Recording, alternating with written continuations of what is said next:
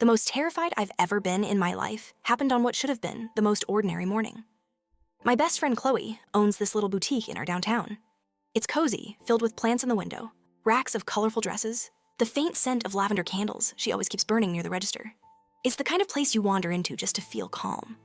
But that morning it felt like a trap. Chloe called me at 7 in the morning, voice shaking. She said, "Can you please come watch the shop for a couple hours?" I have to be in court. I thought she meant jury duty or traffic court. I was half asleep sipping coffee and said, "Sure, no problem." Then she added, "I'm filing for a restraining order against Wilson." Wilson had been her employee for almost a year.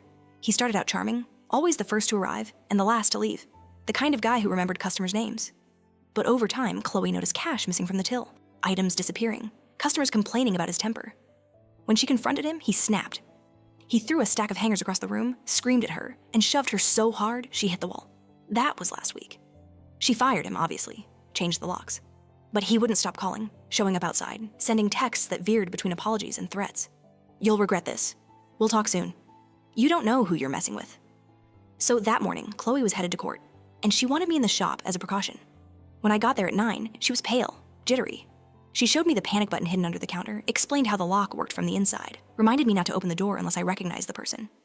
Her hands shook as she demonstrated the double latch. I joked, "You've got this set up like Fort Knox." She didn't laugh. "I'll be back by noon," she said. "Just, you don't let anyone in unless you have to. And if you see Wilson, call 911 immediately." I promised I would. She hugged me like she might never see me again and left. For the first hour, it was peaceful. I straightened a few displays, dusted the counter, tried to act like this was just another Saturday. A couple of regulars knocked on the glass, and I let them in one at a time, locking the door behind them.